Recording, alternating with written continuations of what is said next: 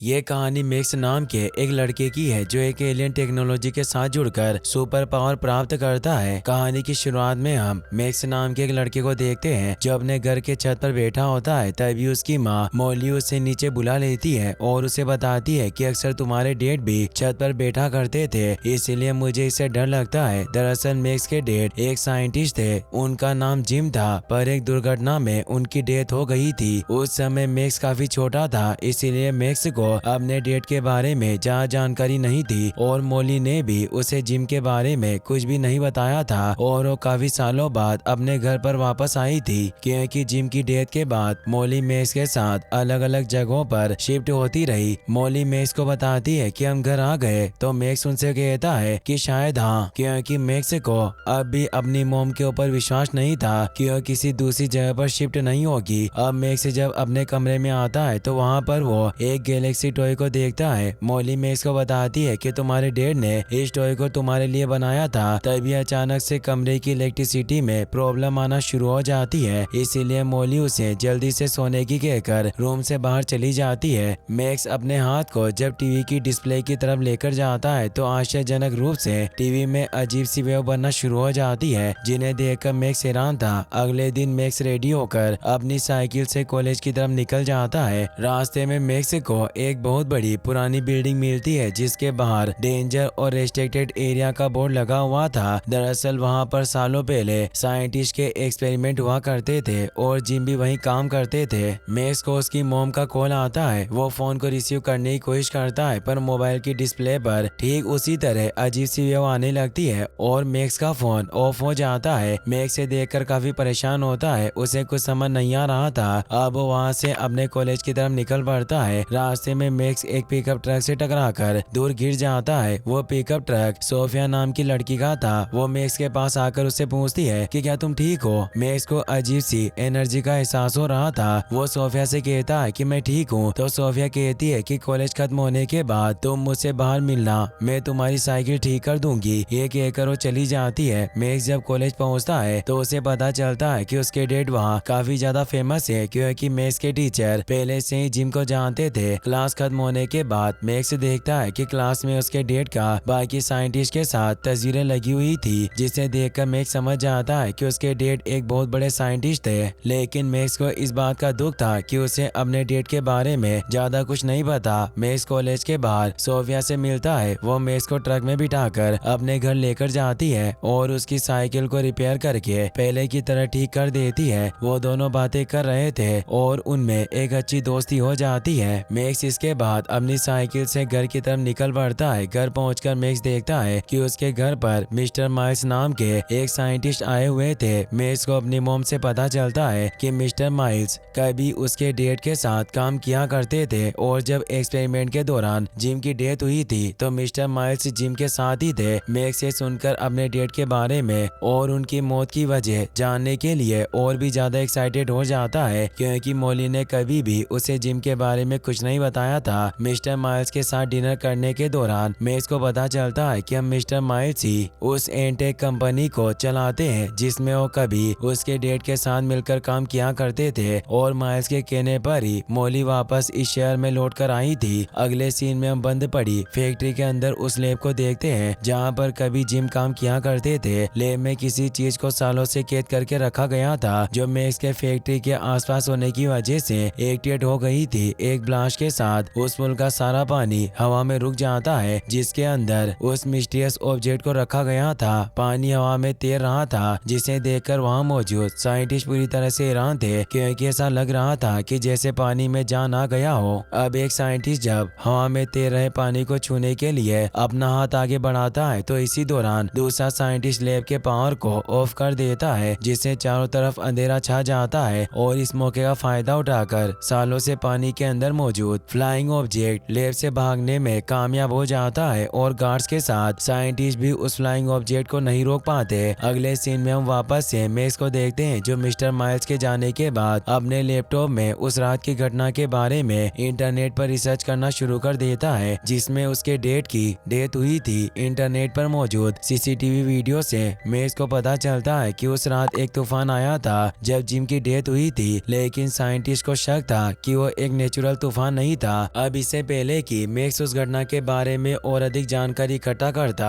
Max के phone की तरह उसका लैपटॉप भी ऑफ हो जाता है। मैक्स ये देखकर बहुत गुस्सा होता है और जब वो गुस्से में अपना हाथ टेबल पर मारता है तो उसके हाथ के अंदर से वाटर एनर्जी वेव निकलना शुरू हो जाती है। मैक्स अपने हाथ से निकलते हुए एनर्जी वेव को देखकर पूरी तरह से हैरान था, लेकिन जैसे वो मुट्ठी बंद करता है उसके हाथ से निकलने वाली एनर्जी वेव भी बाहर निकलना बंद हो जाती है। मैक्स इसके बाद एक बार फिर से अपना हाथ खोलता है, लेकिन इस बार एनर्जी वेव काफी तेजी से बाहर निकलती है, जिससे कमरे की लाइट चली जाती है और मैक्स नीचे गिर जाता है। मैक्स अब तक समझ चुका था कि उसके हाथ से निकलने वाली एनर्जी वेव उसकी सुपर पावर है, जिसे उसे कंट्रोल करना सीखना होगा। अगले दिन मैक्स अपने घर से लैंप और बाकी सामान लेकर पास के जंगल में चला जाता है, क्योंकि अब वो अपने पावर को कंट्रोल करना सीखना चाहता था, लेकिन इसका कोई भी फायदा नहीं होता क्योंकि मैक्स अपनी पावर को कंट्रोल नहीं कर पाता और वहाँ आग लग जाती है। इसके बाद मैक्स जब कॉलेज जाता है तो इस दौरान वो अपने हाथ से निकलने वाले एनर्जी वेव की ड्राइंग बनाता है। अब वो हर समय उस मिस्टीरियस एनर्जी वेव के बारे में ही सोच रहा था। कॉलेज में मैक्स से सोफिया मिलती है, जो अब कहीं ना कहीं मैक्स को पसंद करने लगी थी, इसीलिए मैक्स और सोफिया एक दूसरे के साथ टाइम स्पेंड करने के लिए एक रेस्टोरेंट में आ जाते हैं। रेस्टोरेंट में सोफिया से बात करने के दौरान मैक्स को काफी अजीब फील होना शुरू हो जाता है। वो अपनी तबीयत बिगड़ता देखकर वॉशरूम में आ जाता है, जहाँ पर वो देखता है कि एक बार फिर से उसके हाथ से एनर्जी वेव निकलना शुरू हो गई थी और अब एनर्जी वेव का असर उसकी बॉडी के साथ उसकी आंखों में भी साफ साफ दिखाई दे रहा था। मैक्स ये देखकर डर जाता है और अपने हाथ से बाहर निकलने वाली एनर्जी को कंट्रोल करने की कोशिश करता है, लेकिन ऐसा करने से वॉशरूम की लाइट चली जाती है और अब अंधेरे में मैक्स की पूरी बॉडी ग्लो हो रही थी, क्योंकि अब एनर्जी वेव मैक्स की बॉडी से बाहर आना शुरू हो गई थी। मैक्स से देखकर बहुत डर जाता है और सोफिया को सॉरी बोलकर रेस्टोरेंट से बाहर निकल जाता है और भागते हुए जंगल में आ जाता है। इस दौरान लैब से भागने वाला मिस्टीरियस एलियन ऑब्जेक्ट मैक्स के ऊपर नजर रखे हुए था, क्योंकि वो मैक्स की बॉडी से निकलने वाली एनर्जी वेव को भी साफ साफ देख सकता था। मैक्स भागते हुए जंगल में आ जाता है, जहाँ पर लगातार उसकी बॉडी के अंदर से एनर्जी वेव बाहर निकल रही थी। मैक्स उस एनर्जी वेव की वजह से फ्रस्ट्रेट हो चुका था, इसीलिए जोर से चिल्लाता है, जिससे उसकी बॉडी से काफी ज्यादा मात्रा में एनर्जी पल्स बाहर निकलती है और मैक्स उसी जगह पर बेहोश हो जाता है। मैक्स की जब आंखें खुलती है तो खुद को अपने घर पर अपने कमरे में पाता है। मैक्स ये देखकर पूरी तरह से हैरान था, क्योंकि वो बेहोश तो जंगल में हुआ था, तो आखिर अपने कमरे तक कैसे पहुंचा। मैक्स देखता है कि उसका टी शर्ट पूरी तरह से जला हुआ था। अब मैक्स जब शीशे के सामने अपना टी शर्ट उतारता है तो देखता है कि उसकी बॉडी जली हुई थी। मैक्स ये देखकर हैरान होता है, तभी उसे अपने पीछे किसी फ्लाइंग ऑब्जेक्ट के होने का एहसास होता है। मैक्स उस फ्लाइंग ऑब्जेक्ट को देखकर बुरी तरह से डर जाता है और अपने कमरे में आकर दरवाजा बंद कर लेता है, लेकिन वो फ्लाइंग ऑब्जेक्ट वहाँ भी आ जाता है, जो मैक्स का नाम लेकर उसे शांत रहने के लिए कहता है। फ्लाइंग ऑब्जेक्ट को बात करता देखकर मैक्स पूरी तरह से हैरान था। वो फ्लाइंग ऑब्जेक्ट मैक्स को बताता है कि मेरा नाम स्टील है और मैं स्पेस से आया हुआ एक एलियन हूँ। स्टील मैक्स को ये भी बताता है कि जंगल में उसने ही उसकी बॉडी से निकलने वाली हाई एनर्जी पल्स को एजो करके उसकी जान बचाई थी, क्योंकि हाई एनर्जी पल्स को मैक्स की बॉडी सरवाइव नहीं कर सकती और उसकी बॉडी ब्लास्ट हो सकती थी, जिससे वो मर सकता था। स्टील मैक्स को समझाता है कि वो उसकी लाइफ के लिए काफी ज्यादा जरूरी है, क्योंकि वो मैक्स की बॉडी से निकलने वाली एनर्जी पल्स को एजो करके ही एनर्जी हासिल करता है और बाहरी ताकतों से मैक्स की रक्षा करता है। इसलिए वो दोनों एक दूसरे के लिए काफी ज्यादा इम्पोर्टेंट है। मैक्स को स्टील की बात समझ में आ जाती है, इसीलिए वो स्टील को अपने साथ लेकर जंगल में आ जाता है, पर अब वहाँ पर लैब के गार्ड्स भी स्टील को ढूंढते हुए आ गए थे, जो स्टील और मैक्स को देखकर उनका पीछा करने लगते हैं और मैक्स स्टील के साथ वहाँ से भागने लगता है। गार्ड से बचकर भागने के दौरान मैक्स को कुछ धुंधले से विजन आते हैं, जो वास्तव में मैक्स के नहीं बल्कि स्टील की पुरानी यादें थी, क्योंकि मैक्स और स्टील एक दूसरे से जुड़े हुए थे, इसीलिए स्टील की मेमोरी मैक्स को विजन के रूप में दिखाई दे रहे थे। मैक्स और स्टील गार्ड से बचकर भागने में कामयाब हो जाते हैं। अगले दिन मैक्स स्टील को अपने बैग में छुपाकर कॉलेज जाता है, लेकिन इस दौरान जब सोफिया मैक्स से मिलती है और उसे रेस्टोरेंट चलने के लिए कहती है तो मैक्स इसे साफ साफ मना करके वहाँ से निकल जाता है, क्योंकि बैग के अंदर मौजूद स्टील अब काफी आवाज कर रहा था। मैक्स इसके बाद स्टील के साथ एक पुरानी फैक्ट्री में जाता है, जो काफी समय पहले बंद हो चुकी थी। स्टील मैक्स को उसकी पावर इस्तेमाल करना सिखाता है, ताकि वो जरूरत पड़ने पर दुश्मनों का सामना कर सके। स्टील के देख रेक में अपनी पावर का इस्तेमाल करके मैक्स काफी ज्यादा खुश था। स्टील मैक्स को उसकी पूरी पावर का एहसास कराने के लिए मैक्स की बॉडी के साथ जुड़ जाता है, जिसके बाद मैक्स की बॉडी के ऊपर एक एडवांस रोबोटिक सूट आ जाता है, जिससे मैक्स पहले से भी काफी ज्यादा पावरफुल बन गया था। अब स्टील को एक बार फिर से उसकी पुरानी यादें आने लगती है। इस समय स्टील मैक्स की बॉडी के साथ जुड़ा हुआ था, इसीलिए अब मैक्स भी स्टील की यादों को देख सकता था, जिसमें वो देखता है कि किस प्रकार लैब में रोबोट्स ने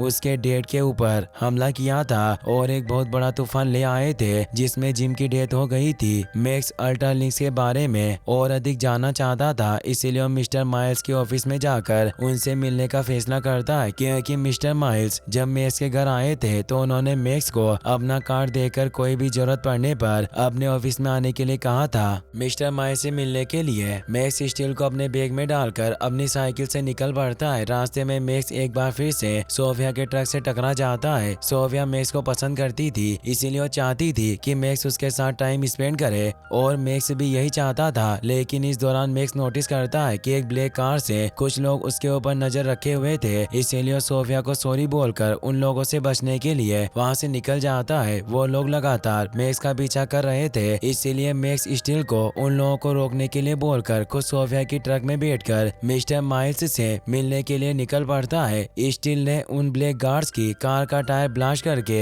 उन्हें रोकने की कोशिश कर रहा था। मैक्स जब मिस्टर माइल्स से मिलता है तो उन्हें अपने डेट के बारे में पूछता है कि आखिर उस रात हुआ क्या था। इस पर मिस्टर माइल्स मैक्स को एक डिवाइस दिखाते हुए बताते हैं कि वो डिवाइस एनर्जी को हार्नेस करती है। तुम्हारे डेड एक ग्रेट साइंटिस्ट थे, लेकिन कभी कभी वो एक्सपेरिमेंट में काफी आगे चले जाते थे और हमें कुछ पाने के लिए कुछ खोना पड़ता है। मिस्टर माइल्स की बात से मैक्स समझ आता है कि मिस्टर माइल्स कहना चाहते हैं कि उसके डेड अपनी गलती की वजह से ही मारे गए थे। अब एक बार फिर से मैक्स को अपनी बॉडी के अंदर काफी ज्यादा मात्रा में एनर्जी फील होने लगती है, इसीलिए वो जल्दी से वहाँ से निकल जाता है। रास्ते में मैक्स देखता है कि अचानक से मौसम खराब होना शुरू हो गया था और देखते ही देखते वहाँ पर तेज हवाओं के साथ एक बहुत बड़ा टोर्नेडो आ गया था। मैक्स जब देखता है कि तूफान में एक लेडी की कार फंस गई है और उसकी जान खतरे में है, तो मैक्स उस लेडी के कार को ठीक करके उसे वहाँ से जाने में मदद करता है, जिससे उस लेडी की जान बच जाती है। अब मैक्स नोटिस करता है कि उसके सामने कोई नेचुरल टोर्नेडो नहीं था, बल्कि वो स्टारलिंक्स एलियन थे,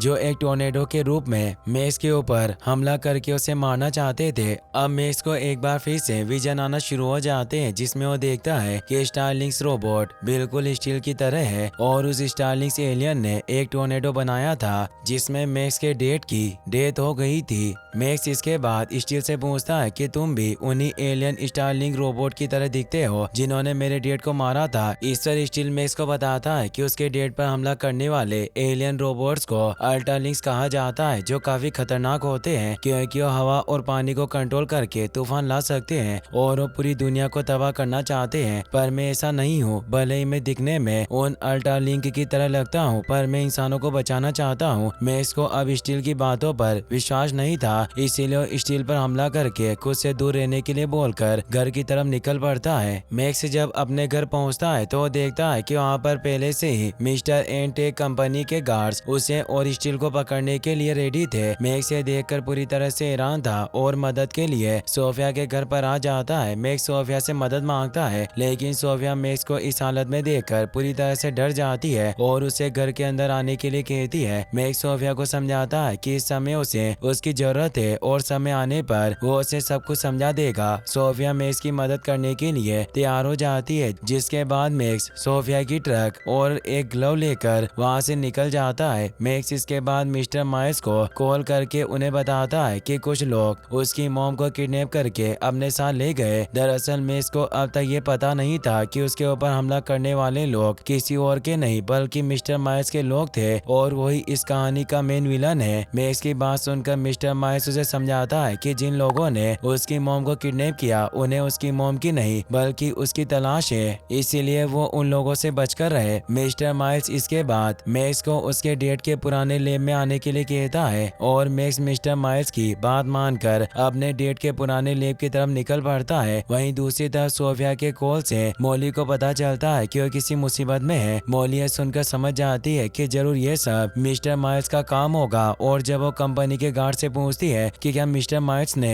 उन्हें मैक्स को मारने का टारगेट दिया था। तो इस वक्त गार्ड्स हमें जवाब देते हैं। मॉली ये सुनकर बहुत गुस्सा होती है और गार्ड से कहती है कि जब तक मैं कंपनी की मेजोरिटी शेयर होल्डर हूँ तुम लोग मेरी बात मानोगे और जाओ अब जाकर मेरे बेटे को ढूंढो। मॉली की बात सुनकर कंपनी के सारे गार्ड्स मैक्स को ढूंढने के लिए निकल पड़ते हैं। वहीं दूसरी तरफ मैक्स जब अपने डेट के लैब में पहुंचता है तो उसे एक बार फिर से पुरानी यादें आने लगती है, जिसमें वो देखता है कि किस प्रकार उसके डेट की डेथ हुई थी। अब मैक्स उस जगह पर पहुंच जाता है जहां पर स्टील को कैद करके रखा गया था। मैक्स स्टील को आजाद कराने की बहुत कोशिश करता है लेकिन इसका कोई भी फायदा नहीं होता।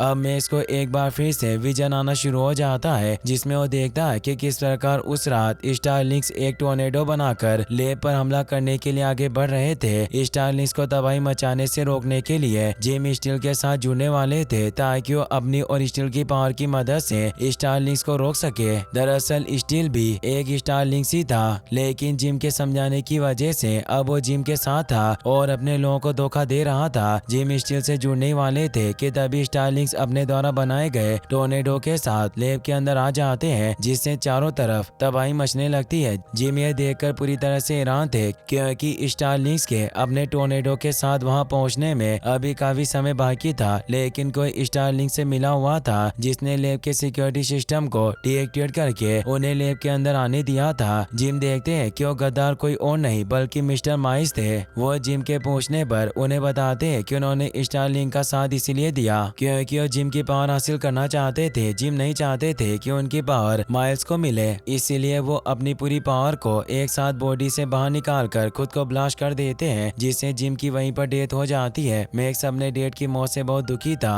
तभी वहाँ पर मिस्टर माइल्स भी आ जाते हैं जिन्होंने इस समय अजीब तरह का एक हाईटेक सूट पहन रखा था। दरअसल मिस्टर माइल्स ने उस हाईटेक सूट की मदद से बहुत सारी टर्बो एनर्जी को एब्जॉर्ब किया था, जिसकी वजह से अब वो काफी ज्यादा पावरफुल बन गया था। अब मैक्स और मिस्टर माइल्स के बीच में एक खतरनाक फाइट होना शुरू हो जाती है, लेकिन मैक्स माइल्स के सामने ज्यादा देर तक टिक नहीं पाता क्योंकि वो काफी ज्यादा पावरफुल था। मिस्टर माइल्स मैक्स को उसके डेड की तरह मशीन के अंदर जाने के लिए कहते हैं ताकि वो मैक्स की पावर को एब्जॉर्ब करके और भी पावरफुल बन सके। मिस्टर माइल्स की बात मानकर मैक्स मशीन के अंदर चला जाता है क्योंकि वो जानता था कि वो स्टील के साथ जुड़कर ही उसे हरा सकता है। वो काफी ज्यादा मात्रा में अपनी बॉडी से एनर्जी पल्स बाहर निकाल कर उस मशीन को ही डिस्ट्रॉय कर देता है और स्टील के साथ जुड़कर अपने हाईटेक सूट के साथ अपने सबसे पावरफुल फॉर्म में आ जाता है। इसके बाद मैक्स और मिस्टर माइल्स के बीच में एक बार फिर से एक खतरनाक फाइट होने लगती है। अब वहाँ पर मॉली के कहने पर कंपनी के गार्ड्स भी आ गए थे जो मिस्टर माइल्स को शूट करके उन्हें रोकने की कोशिश करते हैं, लेकिन इसका कोई भी फायदा नहीं होता और मिस्टर माइल्स मैक्स के साथ ही गार्ड्स को भी बुरी तरह से मारते हैं। मैक्स जब देखता है कि वो मिस्टर माइल्स को इस तरह कभी भी